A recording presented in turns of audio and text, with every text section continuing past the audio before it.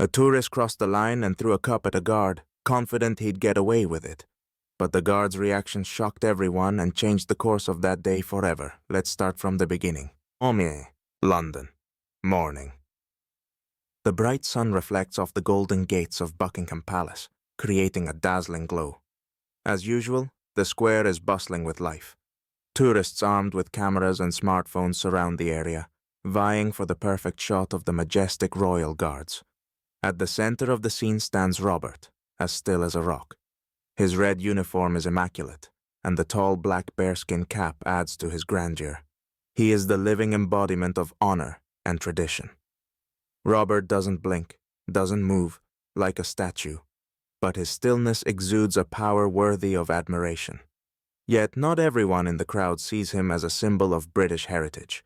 Among them stands a tall man wearing a garish yellow t-shirt emblazoned with the words, "I'm here for the pigs."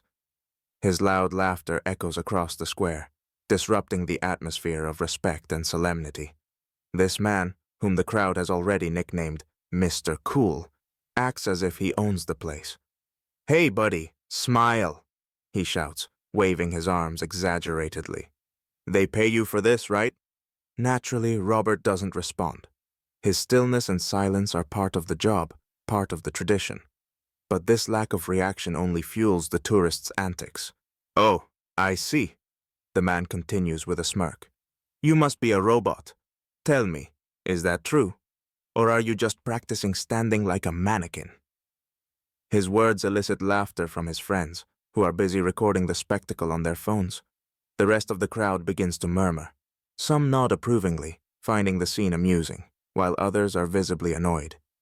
"This is too much," murmurs an elderly woman watching the scene. "He's completely lost his sense of decency," remarks a man standing next to her. But Mr. Cool doesn't hear, or doesn't care about, their words. What matters to him are the cameras pointed his way and the laughter of his friends, egging him on. Go on, show these Brits how to have fun." Taking a few theatrical steps forward, he approaches the white line separating the public from the guards, a line that must not be crossed under protocol.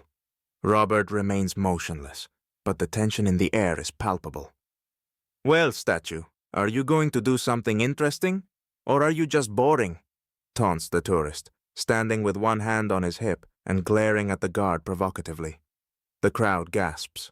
A few people pull out their phones, sensing something dramatic is about to unfold. Robert doesn't flinch.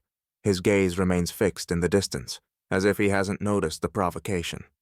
But the guard's silence and stillness only seem to infuriate the tourist further. "Let's see if he's even alive. Maybe he really is just a robot," declares Mr. Cool, with a smug grin, stepping over the white line. The crowd gasps louder. Someone whispers, "That's a violation." "They'll arrest him for this." But Mr. Cool isn't worried. He believes he can do anything he wants. The cameras are rolling, his friends are laughing, and he's reveling in the moment. The crowd holds its collective breath, waiting to see what will happen next. Robert remains as still as ever, seemingly unaware of the taunts and the crossed line. Yet the tension is undeniable. Everyone can feel it. Something is bound to happen. The crowd chuckles, clearly finding the scene amusing. The laughter of Mr. Cool's friends only encourages him further. Having already crossed the white line, he continues shouting. "So, Brits, where's your sense of humor? You're always so serious." Cameras are pointed at him, capturing everything. Someone in the crowd shakes their head, whispering, "Is he really going to do it?" "He's going too far." But none of that matters to Mr. Cool.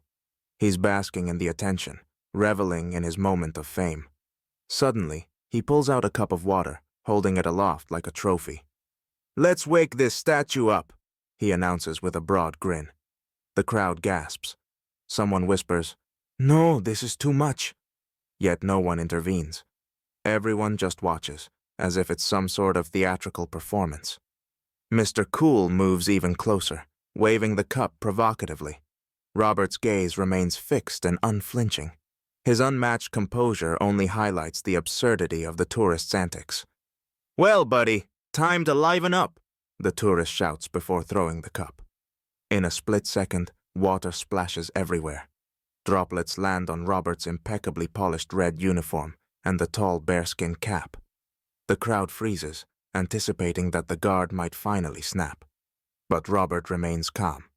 He takes one deliberate step forward, his movements precise and militaristic. With one assured motion, he brings his rifle to the ready. Then, in a voice like a thunderclap echoing across the square, he commands, "Step back behind the line immediately." The guard's voice is so commanding that even those standing farther back instinctively take a step away. The atmosphere becomes electric with tension. The crowd is silent, some in awe, others in embarrassment. But Mr. Cool just smirks, shoving his hands into his pockets. "Oh, so now you're alive. All right, what's next?" His tone is mocking, but discontent begins to stir within the crowd. The situation grows more heated, and Robert remains the embodiment of discipline and control. From deep within the crowd, a child's cry breaks the tension.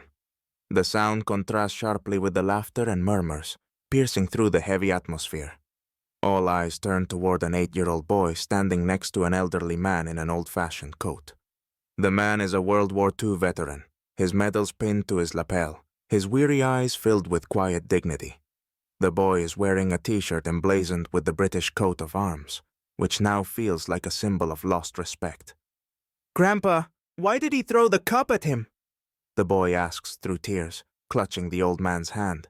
The veteran, at a loss for words, shakes his head as if trying to find an explanation for such behavior. But nothing comes. Robert, still standing firm, catches the scene out of the corner of his eye. His silent vigilance suddenly takes on a new weight. Defying protocol, he takes another step forward. Majestic and stern, yet now slightly less rigid, he lowers himself to the child's level. "It's all right, young man," Robert says, his voice softer than anyone would have expected. "People like that learn respect in time." The guard's words are simple, but they carry a profound truth. The crowd begins murmuring among themselves, and the indignation toward Mr. Cool grows louder. "How can you not be ashamed?" a man from the crowd shouts, his voice filled with anger. "He's standing there for tradition, and you're mocking him." Others join in. "This has gone too far. The guard didn't do anything to you." Such behavior is disgraceful. Even Mr. Cool's friends, who had been laughing moments earlier, now look uncomfortable. They exchange uneasy glances and begin to distance themselves from him. One of them places a hand on his shoulder. "Maybe that's enough?" But Mr. Cool refuses to back down. His ego won't let him admit defeat. Raising his hands, he loudly proclaims, "All right, you're all boring. I'm going to find some real fun elsewhere." The crowd watches him with judgmental eyes, while others continue recording the scene on their phones. Meanwhile, Robert, now back in position, exudes nothing but calm disdain. He said what needed to be said.